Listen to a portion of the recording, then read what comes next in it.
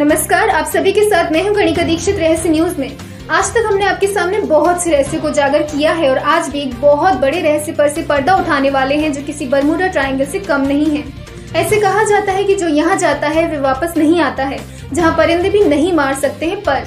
जी हाँ, हम बात कर रहे हैं बाबा वीरेंद्र देव दीक्षित जी के आश्रम की, जो कुछ वर्ष पहले बहुत ही सुर्खियों में रहे थे। मीडिया वालों ने आश्रम की गतिविधियों को जानने का बहुत प्रयास किया, लेकिन वे सफल नहीं हो पाए और आखिरी किलेनुमा बाबा का आश्रम रहस्यपूर्ण ही रह गया। लेकिन हमारी टीम ने इस रहस्य पर से भी पर्दा उठाया। हमारी टीम बाबा के आश्रम पहुंची और वहां हमारी संवाददाता की आध्यात्मिक विश्वविद्यालय में रह रही संवासियों से हुई मुलाकात को चलिए देखते हैं। आज हमारे साथ है प्रजापिता ब्रह्मा कुमारी दिव्यांशी जी, जो काफी सालों से इस विद्यालय में समर्पित हैं। नमस्ते दिव्यांशी जी। ओम शांति जी, हम यहाँ सत्य की खोज में आए हैं। सत्य ईश्वर को कहा जाता है, इसलिए कहते भी है गॉड इज ट्रुथ। हाँ जी। आपका नाम क्या है? अभिलाषा कश्यप। आपका address? Head office Chandni Chowk, Delhi. आप क्या यहाँ पहली बार आए हैं? हाँ जी। आपके विचार से ईश्वर एक है या अनेक है? ईश्वर तो एक है, लेकिन वास्तव में उनके रूप अनेक हैं। अच्छा, रूप अनेक होते हैं तो आप ईश्वर को किस रूप में मानते हैं? जी, ये मेरा पर्सनल मैटर है। अच्छा, क्या आप बताएंगे आप किस धर्म को मानते हैं? जरूरी है। अच्छा, ठीक है।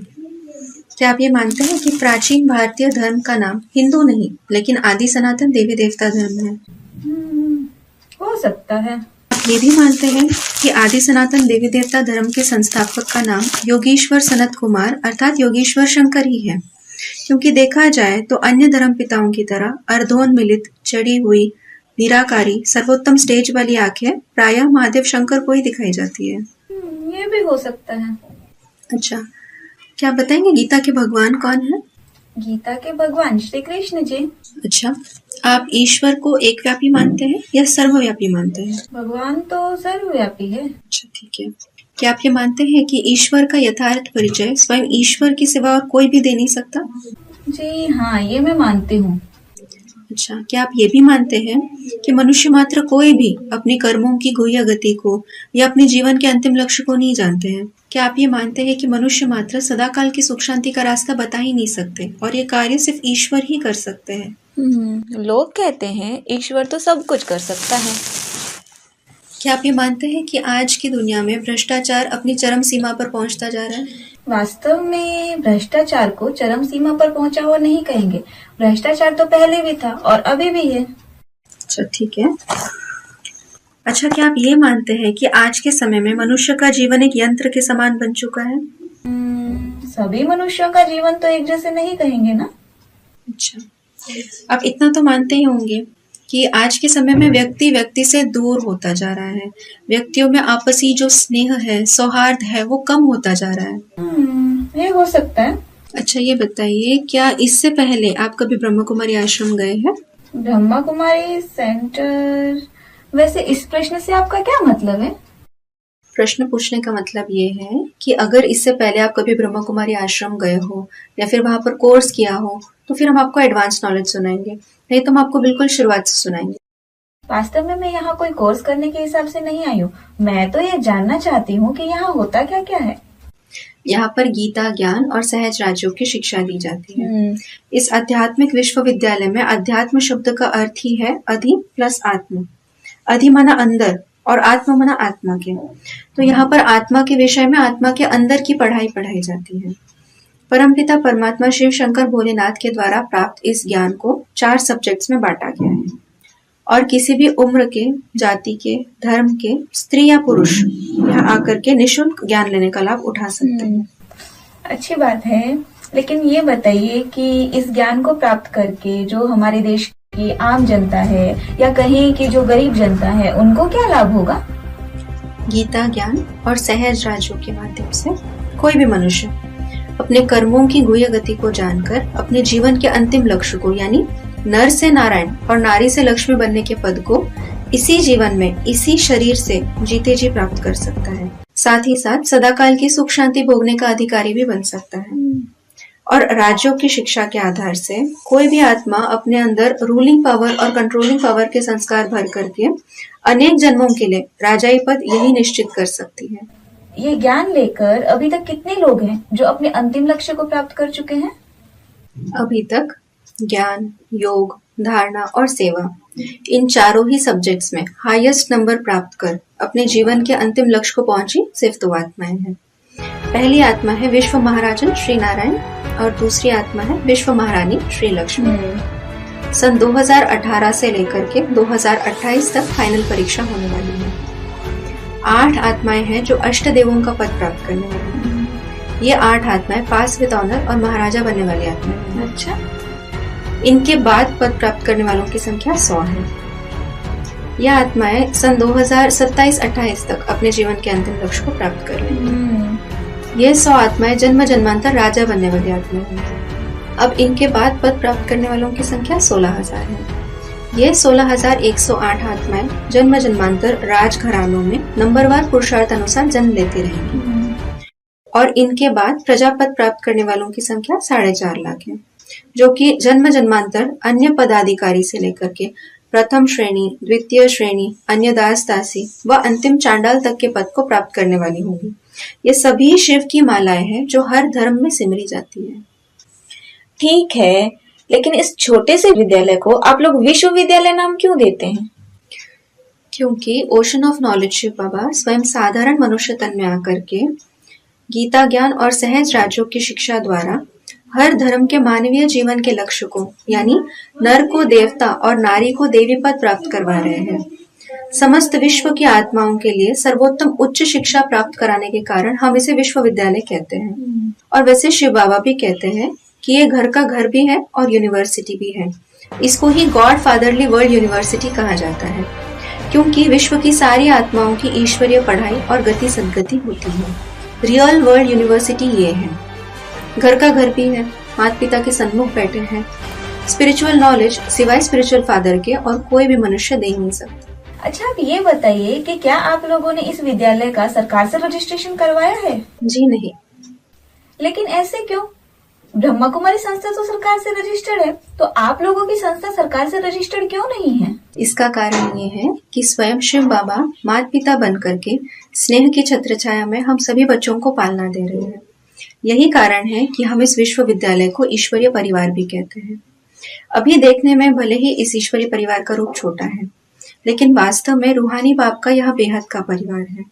इस परिवार के सभी सदस्यों का यह मानना है कि सारा ही विश्व हमारा परिवार है, अर्थात वसुधैव कुटुंबकम। अच्छी बात है। महामहिम राष्ट्रपति से लेकर के समस्त सरकारी प्रतिनिधि कार्यभार ग्रहण करने से पहले एक ईश्वर को ही मालिक मान करके शपथ ग्रहण करते और कराते हैं। हाँ जी। और आपको ये भी पता होगा कि माननीय कोर्ट में भी प्रायः गीता पर ही हाथ रखवाकर एक ईश्वर को हाजिर नाजिर मान करके शपथ ग्रहण करवाते हैं। हाँ जी, हाँ जी। तो वही ईश्वर इस समय हाजिर और नाजिर है और इस परिवार के मालिक भी है। हाजिर यानी उपस्थित और नाजिर माना नजर के सामने है। तो क्या वो ईश्वर इस परिवार के सदस्य नहीं है? विश्व धर्म की स्थापना करने के लिए प्राचीनतम और पवित्रतम भारत देश में ही भगवान आते हैं। हम बोले शिव बाबा विश्वनाथ को सर्वोत्तम सरकार, सुप्रीम गवर्नमेंट और ऑलमाइटी अथॉरिटी पहले ही मान चुके हैं, तो फिर अलग से इस ईश्वरीय परिवार का सरकार से रजिस्ट्रेशन करवाने की क्या जरूरत है? इस परिवार के सभी सदस्य देश, समाज और सरकार के सभी नियम कानूनों का पालन करना और ईश्वरीय मर्यादाओं के लिए अपना जीवन समर्पण करना अपना फर्ज समझते हैं। हम भारत की तन मन धन से सेवा करते हैं। भारत सरकार के द्वारा जो सार्वजनिक धार्मिक स्वतंत्रता का अधिकार हमें मिला है, हम उसी में प्रसन्न हैं। इससे अधिक सरकारी सुविधाएं प्राप्त करने के लिए ईश्वर की श्रेष्ठ मत के विपरीत चल करके ब्रह्मा कुमारी संस्था की तरह हम अपने आप को रजिस्टर क्यों करवाएं? बाकी सरकार जब चाहे तब हमारी गतिविधियों की मॉनिटरिंग कर सकती है या करवा सकती है, इसके लिए उनका सदा स्वागत है। और वैसे भी टाइम टू टाइम सरकार हमारी मॉनिटरिंग करती भी है। ठीक है, लेकिन इस आध्यात्मिक विश्वविद्यालय को चलाने के लिए आखिर धन कहाँ से आता है? जैसे आपका परिवार चलता है, परिवार के सदस्यों के द्वारा उपार्जित धन के सहारे, वैसा ही हमारा ईश्वरीय परिवार भी सिर्फ परिवार के सदस्यों के द्वारा उपार्जित धन के सहारे ही चलता है। गरीब निवास भगवान बाप के बच्चे भी गरीब हैं। उनके पास जो कुछ भी बचा कुचा है, चाहे तन की ताकत हो, मन की ताकत हो, धन की ताकत हो, सभी की बाजी लगा करके भारत को स्वर्ग बनाने के कार्य में लगे हुए हैं। शिव बाबा का कहना है, कम खर्च बालानशीन और सादा जीवन उच्च विचार की धारणा को अपनाना है, जिससे किसी के भी आगे हाथ फैलाने या भीख मांगने की जरूरत ना पड़े। मुरली में कहा है मांगने से मरना भला। आध्यात्मिक विद्यालय में किसी भी प्रकार का दान किसी भी रूप से मांगा नहीं जाता है। ये जब ईश्वरीय परिवार है तो परिवार चलाना बाप का काम है, इसमें मांगने की क्या दरकार। ईश्वरीय मत पर चलने से स्वतः ही सब बातों की पूर्ति होती रहती है। गीता में भी कहा है योगक्षेमम वहाम्यहम्, अर्थात स्वयं ईश्वर ने कहा है कि अप्राप्त वस्तु की प्राप्ति और प्राप्त हुई की रक्षा के भार को मैं संभालता हूँ। चंदा या भीख मांग करके भक्ति करना तो अज्ञानी भक्तों का काम है। आध्यात्मिक विद्यालय में जनरल पब्लिक से तो क्या, अपने ही परिवार के नॉन सरेंडर्ड भाई बहनों से भी चंदा आदि मांगने से मरना भला ऐसे समझा जाता है। अच्छी बात है, लेकिन हमने सुना है आप लोग मंदिर भी नहीं जाते हैं और पूजा पाठ भी नहीं करते हैं, ऐसे क्यों? आपने बहुत अच्छा प्रश्न पूछा है। हम देवताओं को नहीं मानते ऐसी बात नहीं है, हम देवताओं को जानते भी हैं, मानते भी हैं। और सबसे खुशी की बात तो यह है कि देवताओं को देवता बनाने वाले देवादिदेव महादेव के द्वारा स्वयं भगवान शिव हमें देवता बनने की प्रैक्टिकल पढ़ाई पढ़ा रहे हैं। शिव बाबा के द्वारा उन सभी देवताओं की बायोग्राफी हमें मिली है और साथ ही साथ भक्ति के सभी कर्मकांडों से छुटकारा भी मिला है। शिव बाबा हमें चैतन्य रूप में मिले हैं, तो हम जड़ मूर्तियों की पूजा पाठ क्यों करें। शिव बाबा ने मुरली में कहा भी है, अज्ञान अंधकार की जब रात शुरू होती है तो पहले पहले मंदिर बनते हैं, वह भी पहले एक शिव बाबा का, फिर लक्ष्मी नारायण राम सीता के मंदिर बनते हैं।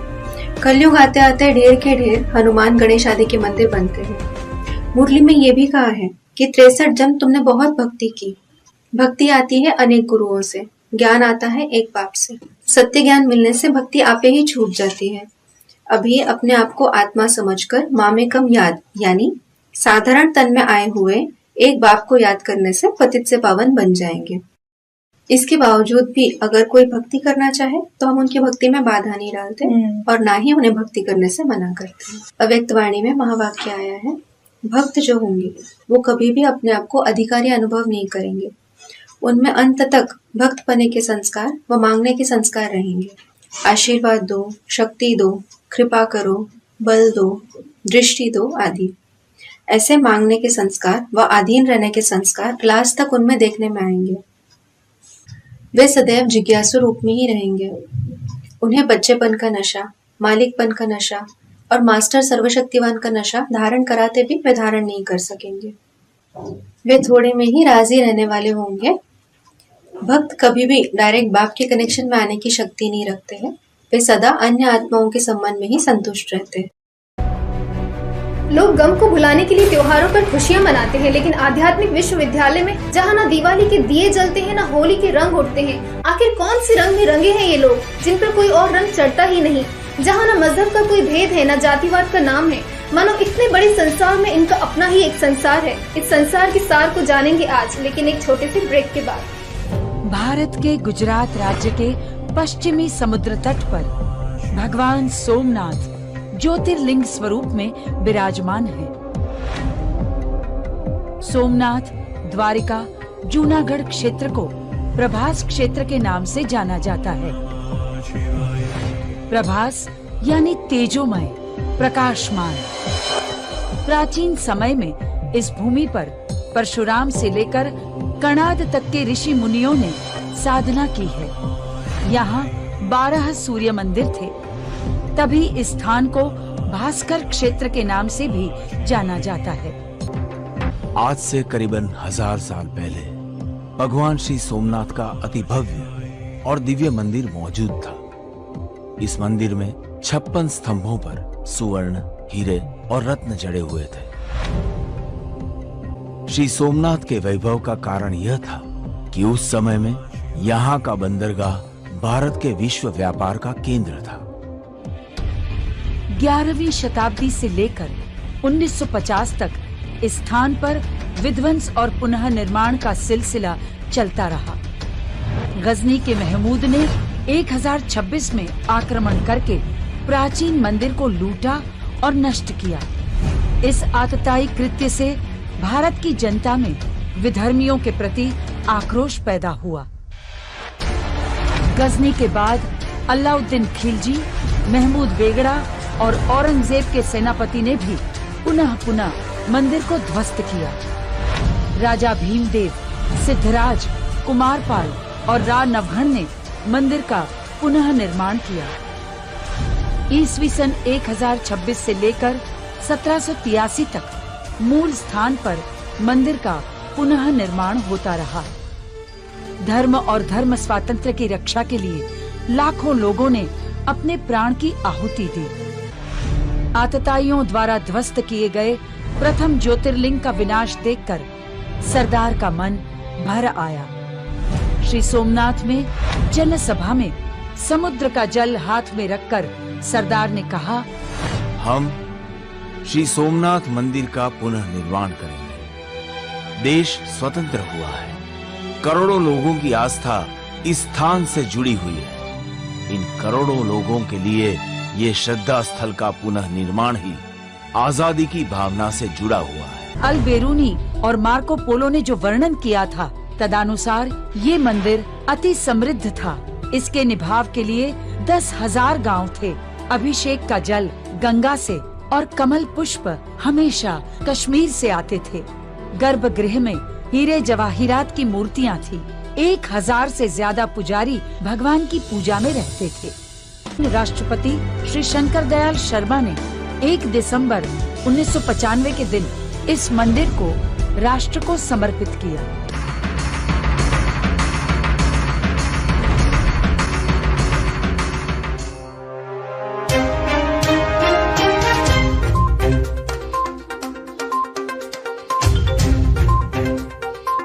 सामाजिक परंपराएं जो कि प्राचीन काल से चली आ रही हैं, आखिर आप लोग उन्हें क्यों नहीं मानते?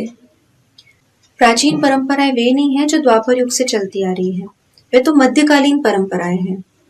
हम तो द्वापर युग के भी पहले के 2 युगों यानी सतयुग और त्रेता युग के भी पहले का युग, जो अति प्राचीन युग है, उस सृष्टि के आदि काल के संगम युग की परंपराओं को मानते हैं और फॉलो भी करते हैं। कलयुग के अंत और सतयुग के आदि काल को ही संगम युग कहा जाता है। अव्यक्तवाणी में महावाक्य आया है, आत्मा में मुख्य संस्कार भरने का समय अभी चल रहा है। तुम आत्मा में हर जन्म का रिकॉर्ड इस समय भर रहे हो। स्वयं जो धर्म पिताओं के पिता हैं, बापों के बाप हैं, जिन्हें गॉड फादर, अल्लाह इत्यादि नामों से जाना जाता है, जिनका यथार्थ रूप शिव शंकर भोलेनाथ है, उनके अलावा और कोई भी इस संपूर्ण सृष्टि के आदि, मध्य और अंत को नहीं समझा सकते हैं। शिव बाबा ने कहा है कि सतयुग त्रेता युग में भारतवासी श्रेष्ठाचारी देवताएं थे। फिर वे अपने पूज्य स्वरूप को, अपने धर्म को और अपने धर्म पिता को भूलने के कारण कलयुग अंत में आकर के धर्म भ्रष्ट, कर्म भ्रष्ट, पतित बन जाते हैं। पूज्य से पुजारी, पावन से पतित बन जाते हैं। फिर शिव बाबा की श्रीमत पर चल करके हम फिर से शूद्र से ब्राह्मण और ब्राह्मण से पावन देवता बनते हैं। मुरली में कहा है, सेकंड में जीवन मुक्ति का गायन है ना। इसी जन्म में ही हम बाबा से जीवन मुक्ति का वर्षा लेकर के ब्राह्मण से देवता बन रहे हैं।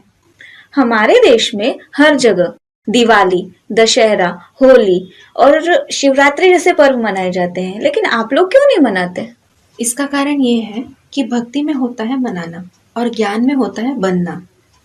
भक्ति में तो थोड़े समय के लिए उत्सव पर्व आदि मनाते हैं, ज्ञान में तो सदा उमंग उत्साह में रहकर भगवान के साथ मंगल मिलन मना करके जीवन बनाया जाता है।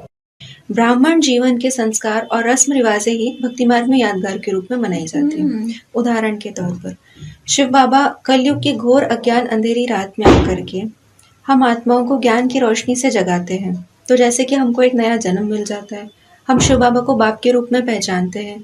तो इसी की यादगार में भक्ति मार्ग में महाशिवरात्रि के दिन बाप का जन्मदिन मनाते हैं और साथ ही साथ जागरण भी करते हैं। दूसरा उदाहरण, शिव बाबा आकर बिंदु बिंदु आत्मा रूपी चैतन्य दीपकों को ज्ञान की रोशनी से भर देते हैं। तो भक्ति मार्ग में जड़ दिए जला करके दीपावली का उत्सव मनाते हैं। और एक उदाहरण आपको देते हैं, शिव बाबा की निरंतर याद की अग्नि से हम अपनी आत्मा के अंदर भरा हुआ द्वैतवादी 63 जन्मों का विकारी कचरा भस्म करते हैं। और साथ ही साथ एवर प्योर शिव बाबा के संग के रंग में आकर के हम आत्माएं अपने आप को पतित से पावन अर्थात होली बनाती हैं।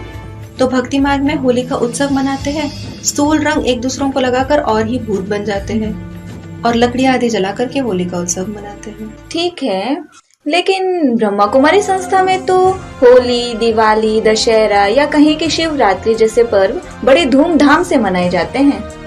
ब्रह्मा कुमारियों ने त्रिमूर्ति शिव के एक्यूरेट पहचान न होने के कारण ब्रह्मा यानी बड़ी माँ को ही अपना माँ बाप सब कुछ मान लिया। त्रिमूर्ति शिव की जो बाकी दो मूर्तियां हैं, विष्णु और शंकर, उनके प्रैक्टिकल स्वरूप को पहचाना ही नहीं।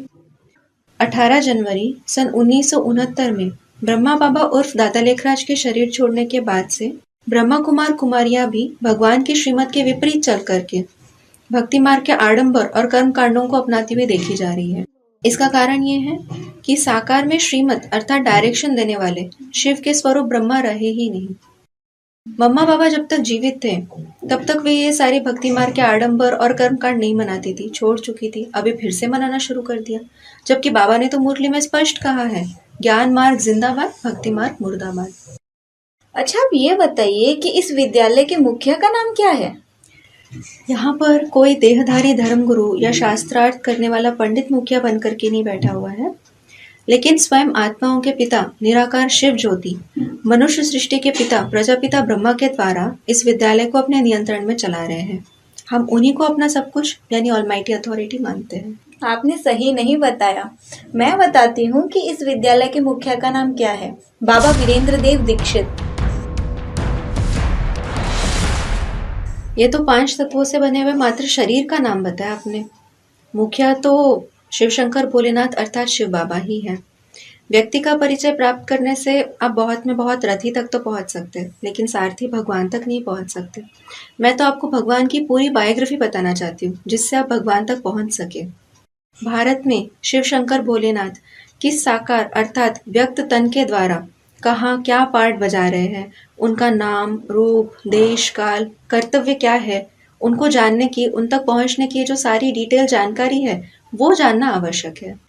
वैसे तो अभी मैं कोई भगवान तक पहुंचना नहीं चाहती हूँ, मैं तो सिर्फ और सिर्फ आपके बाबा तक पहुंचना चाहती हूँ। ईश्वर यानी शिव के जो स्थायी, मुकर्रर, सुनिश्चित रथ है, उनका नाम है शंकर। इसलिए भक्ति मार्ग में भी शिव के साथ एकमात्र शंकर देवता का ही नाम जोड़ा जाता है। वे ही इस सृष्टि के आदि पुरुष हैं, जिन्हें मुसलमान आदम, क्रिश्चियंस एडम, हिंदू आदिदेव और जैन आदिनाथ के नाम से पुकारते हैं। प्रेम पूर्वक हम उन्हें बाप दादा कहते हैं, और इस समय वो दोनों ही कंबाइंड हैं। अब बाप को छोड़ करके दादा से और दादा को छोड़ करके बाप से हम आपको कैसे मिलाएं? शिव को ही निकाल दिया फिर तो शव से मिलना हो जाएगा, ये तो बिल्कुल ही असंभव है। रामायण में भी कहा है, शिव द्रोही मम दास कहावा, सो नर सपने हो मोहे न पावा। वैसे तो आज सभी गुरु लोग ही ईश्वर से मिलवा देने का दावा करते हैं। वही तो हम भी कह रहे हैं कि असली क्या है और नकली क्या है, इसकी पहचान करने के लिए मैं आपसे रिक्वेस्ट कर रही हूँ, एक बार यह लेसन सुनकर आप देख तो लीजिए। हर आत्मा में भगवान की दी हुई बुद्धि पहले से ही मौजूद है, जिस बुद्धि का प्रयोग करके वो असली क्या है और नकली क्या है इसकी जजमेंट अनायास ही कर सकता है। बहन जी, हमारे पास इतना समय कहाँ है? दुनिया के अनेक देशों में एटम बॉम्ब्स तैयार बने रखे हैं। इस समय दुनिया बारूद के ढेर पर खड़ी है। एटम बॉम्ब से इस कलयुगी पुरानी दुनिया का विनाश होना है। 5000 वर्ष पहले भी महाभारत काल में स्वयं भगवान आए थे और रशियंस, अमेरिकन रूपी यादव उनके बुद्धि रूपी पेट से निकले मूसल या मिसाइल से इस पुरानी दुनिया का एटमिक महाविनाश हुआ। भारतवासियों ने ही असहनीय दुख दर्दों से मुक्ति पाने की इच्छा से भगवान का आह्वान किया था कि हे हर हर बम बम महादेव, इन एटम बॉम्ब्स के विस्फोट के कठोर प्रभाव से हमें मुक्त कराइए। काल चक्र घूम करके फिर वही समय, वही दृश्यलेख हमारे सामने आकर उपस्थित हुआ है। यदा यदा ही धर्मस्य, इस प्रकार गीता में किए गए वादे के अनुसार अनेक अधर्मों का विनाश करके प्राचीनतम आदि सनातन देवी देवता धर्म की स्थापना करने के लिए, नर को नारायण और नारी को लक्ष्मी बनाने के लिए, मनुष्य सृष्टि में, उसमें भी स्वदेश भारत में स्वयं ईश्वर का आना पर्याप्त नहीं है क्या? फिर भी आप कहेंगे आपके पास समय नहीं है। जहाँ चाह होती है वहाँ राह निकल आती है। आप ये सारे ही प्रश्न एक प्रोफेशनल एटीट्यूड लेकर के पूछ रहे हैं। इससे आपकी आत्मा की उन्नति नहीं हो सकती, ना ही सदाकाल की प्राप्ति हो सकती है। हाँ, आपके प्रोफेशन में थोड़े समय की प्राप्ति भले ही हो जाए। गीता में आया है, यदा ते मोह कलिलम बुद्धिर व्यति तरिष्यति तदा गंतासि निर्वेदम श्रोतव्यस्य श्रुतस्य च। अर्थात स्वयं ईश्वर ने अर्जुन को कहा कि जब तेरी बुद्धि सुनी सुनाई बातों के मोह रूपी कीचड़ को पार कर जाएगी, तब तू परम वैराग्य को प्राप्त होगा। सन 2000 के बाद से बाबा किसी के सामने नहीं आते हैं, बाबा किसी से मिलते नहीं हैं। आखिर इसके पीछे क्या राज हो सकता है? फोन पर भी नहीं होती है बाबा से बात। बाबा अपनी पहचान पर्दे के पीछे क्यों रखना चाहते हैं? बाबा छोटे छोटे ग्रुप्स में सत्संग करते थे जिसकी भनक भी नहीं पड़ती थी किसी को, जबकि सभी बाबाओं के मजमों के बड़े बड़े पोस्टर लगते हैं, प्रचार प्रसार होता है, गले में माला, सर पे मुकुट, सात श्रृंगार से ढके रहते हैं। जबकि बाबा वीरेंद्र देव दीक्षित की अपनी अलग ही पहचान है। बाबा के मजमों की ना कोई पोस्टर, ना वहाँ कोई नृत्य गायन, ना ही बाबा कोई श्रृंगार करते हैं। आचार्य चाणक्य की तरह साधारण ब्राह्मण प्रतीत होते हैं जो सिर्फ गीता का ज्ञान सुनाते हैं, अन्य किसी शास्त्र की कथाएं नहीं सुनाते हैं। फिर भी बाबा के भक्तों की संख्या दिन प्रतिदिन बढ़ती ही जा रही है। आखिर इसके पीछे क्या राज हो सकता है? जितना रहस्यमय बाबा का आश्रम है उससे भी ज्यादा रहस्यमय है बाबा वीरेंद्र देव दीक्षित जी। इन सभी रहस्यों पर से पर्दा उठेगा, लेकिन उसके पहले आइए लेते हैं एक छोटा सा ब्रेक। कहीं जाइएगा नहीं, देखते रहिए हमारा महत्वपूर्ण खुलासा। क्या सनातन धर्म और जैन धर्म समान है? चारों वेदों में से ऋग्वेद में स्पष्ट उल्लेख आया है कि ऋषभ देव इस युग के प्रथम गुरु बने। जैन धर्म में भी यह मान्यता है कि ऋषभ देव इस युग के प्रथम गुरु बने। अन्य ग्रंथों में भी, जैसे शिव महापुराण में सेतु नाम महामुनि ऋषभो अवतारः शंकरस्य में इत्यादि कहकर ऋषभ नाम यह स्पष्ट रूप से उल्लेख में आया है। जैन धर्मानुसार ऋषभ देव के एक पुत्र भरत चक्रवर्ती भी हुए हैं, जिनके नाम के कारण हमारे देश का नाम भारत रखा गया है। विष्णु पुराण में भी स्पष्ट उल्लेख आया है कि मरुदेवी के पुत्र ऋषभ और ऋषभ के पुत्र भरत, जिसके नाम के आधार से भारतवर्ष इस देश का नाम रखा गया। दोनों के नामों में ही हर शब्द का प्रयोग किया जाता है। शिव को हर हर महादेव कहते हैं और आचार्य जिनसेन ने हर शब्द ऋषभ देव के लिए प्रयोग किया है। दोनों को ही आदिनाथ कहा जाता है। शिव की जितनी भी प्राचीन प्रतिमा अथवा चित्र इत्यादि उपलब्ध होते हैं, वह नग्न अवस्था में ही उपलब्ध होते हैं। इसी कारण हड़प्पा, इंडस वैली सिविलाइजेशन आदि की खुदाई में जो भी नग्न प्रतिमा मिलती है, उसे शैवाइट शिव की तथा जैन ऋषभ देव की बतलाते हैं। अब इनके विशेष चिन्ह को देखते हैं। जैसे शिव के साथ नंदी नामक बैल का होना, जैन धर्म में भी ऋषभ देव का चिन्ह बैल है। साथ ही कामासुर जैसे दैत्यों का नाश करने के लिए शिव का मूल अस्त्र त्रिशूल माना गया है। जैन धर्म में भी कामादिक के नाश हेतु सम्यक दर्शन, सम्यक ज्ञान, सम्यक चारित्र को स्वीकार किया गया है। शिव कैलाश पर्वत पर निवास करते हैं, तो जैन मान्यता में ऋषभ को अष्टापद पर्वत से विशेष संबंध किया गया है, क्योंकि उनके जीवन से संबंधित सभी महोत्सव अष्टपद पर्वत पर ही मनाए गए हैं। वहीं उन्होंने धर्म देशना दी, योग निरोध किया और शिव गति भी वही प्राप्त की। शिव की नासाग्र दृष्टि तथा पद्मासन अवस्था भी प्रसिद्ध है। जैन धर्म में ऋषभ देव का मोक्ष आरोहण पद्मासन अवस्था में ही माना जाता है। शिव को जटाधारी भी कहते हैं। जैन धर्म में भी ऋषभ देव के अनेक वर्षों तक तप विशेष के कारण उनकी कई प्राचीन प्रतिमाएं लंबे केशों के साथ बनाई गई हैं। शिवलिंग और ऋषभ की प्रतिमाएं सदा ऊंचे स्थान पर स्थापित की जाती हैं। जैसे शिव के अमरनाथ, केदारनाथ आदि प्राचीन मंदिर ऊंचे पर्वतों पर ही मिलते हैं। जिनेंद्र देव की प्रतिमाएं भी दिलवाड़ा मंदिर आदि पर्वतीय ऊंचे स्थलों पर ही प्रतिष्ठित की गई हैं। तथा जो तिथि महाशिवरात्रि की मानी जाती है, वही तिथि ऋषभ देव के मोक्ष कल्याण की प्रसिद्ध है।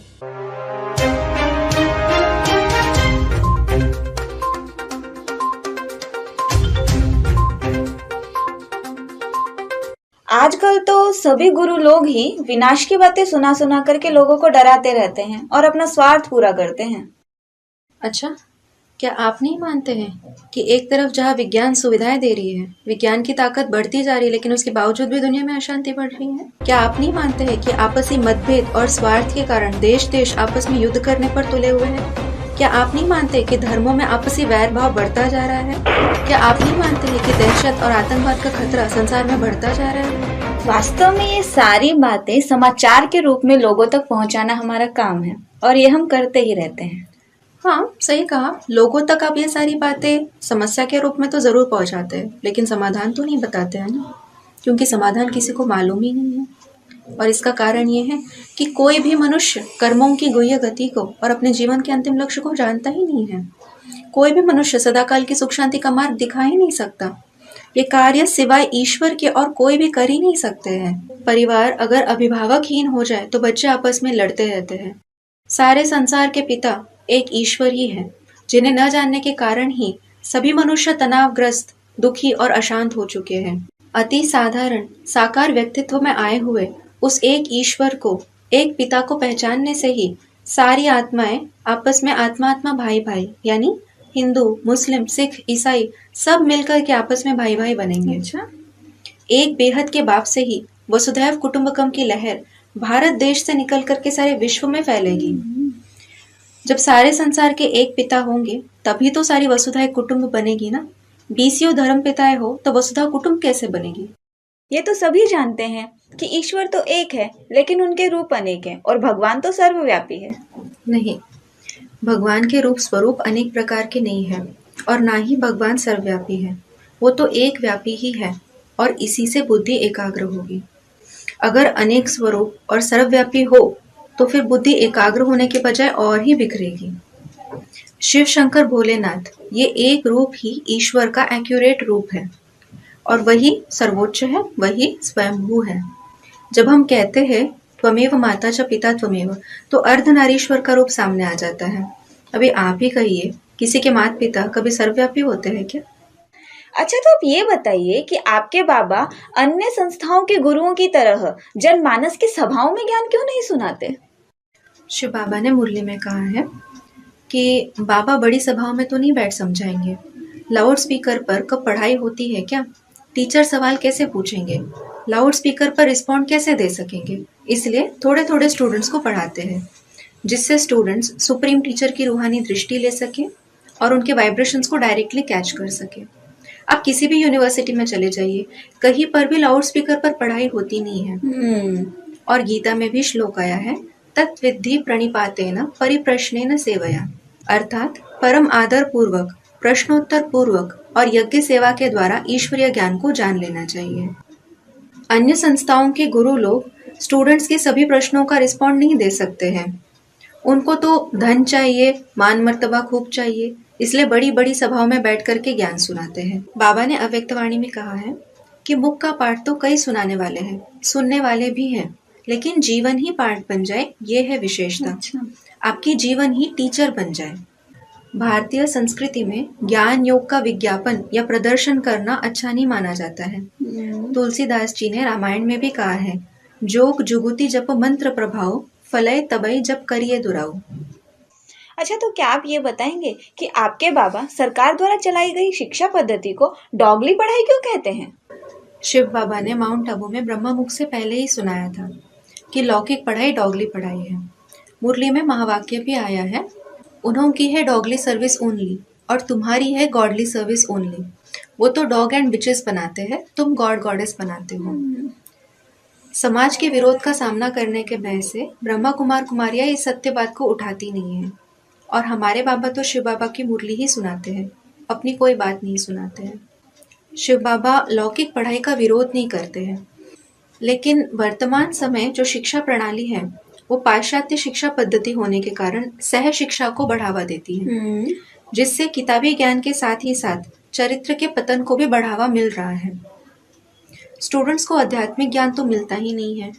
आत्मा और परमात्मा की असली पहचान न होने के कारण पूर्व जन्मों के संस्कारों के अनुसार जो बॉडी कॉन्शियसनेस के वाइब्रेशंस है, अर्थात जो डॉगली वायुमंडल है, वो उसको बनाने के निमित्त बन जाते हैं। कई बार तो टीचर्स भी उन वाइब्रेशंस को कंट्रोल नहीं कर पाते हैं। हमारे यहाँ भी वही शिक्षा बेसिक रूप से पढ़ाई जाती है, लेकिन पवित्र वायुमंडल में और आध्यात्मिक ज्ञान के साथ ही साथ। डॉग कामी और व्यभिचारी होता है, वफादार भी होता है। वो तो पूंछ हिला हिलाकर अपने मालिक के हर डायरेक्शन को फॉलो करता है और मालिक तो उसको चेन से बांधकर अधीन बनाकर रखता है। ऐसे ही वर्तमान समय पश्चिमी देशों की जो शिक्षा है वो नौकर बनना, अधीन बनना सिखाती है, अर्थात प्रावलंबी बनना सिखाती है। इसलिए स्टूडेंट्स जो डिग्री हासिल करके निकलते हैं वो भी किसी के अंडर में रह करके नौकरी करना ज्यादा पसंद करते हैं। जबकि जो ईश्वरीय राज्यों की पढ़ाई है वो तो अनेक जन्मों के लिए राजा बनना सिखाती है। ईश्वर का तो अर्थ ही है ईश प्लस वर। ईश यानी शासक और वर यानी शेष। ईश्वर तो खुद ही स्वतंत्रता के सम्राट विश्वनाथ शिव शंकर भोलेनाथ है, तो अपने बच्चों को भी तो आप समान बनाएंगे ना।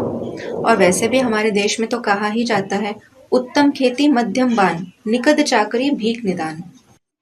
आप लोग कहते भी हैं और लिखते भी हैं कि एक सदगुरु द्वारा सदगति और अनेक देहधारी धर्मगुरुओं द्वारा दुर्गति। तो क्या आपके बाबा देहधारी नहीं, या आपके बाबा का 5 तत्वों का शरीर नहीं? गुरु मना भारी अर्थात वजनी। सदगुरु सभी से भारी है, क्योंकि मनुष्य मात्र की सदगति करने वाला है, सबको साथ ले जाने वाला है, मुक्ति जीवन मुक्ति में ले जाने वाला है। सदा साथ निभाने वाला सदगुरु एक को भी बीच में छोड़कर भागने वाला नहीं है। मेरा बाबा दोनों इकट्ठे हैं। मुरली में कहा है, साकार और निराकार के मेल को बाबा कहा जाता है। एक है सभी आत्माओं के पिता निराकार शिव ज्योति, जिनका अपना कोई देह नहीं है, और दूसरे हैं मनुष्य सृष्टि के पिता प्रजापिता, जिनका 5 तत्वों का बना हुआ देह है। वो देहधारी हैं, क्योंकि मन बुद्धि से देह को धारण करने वाले मनुष्य हैं।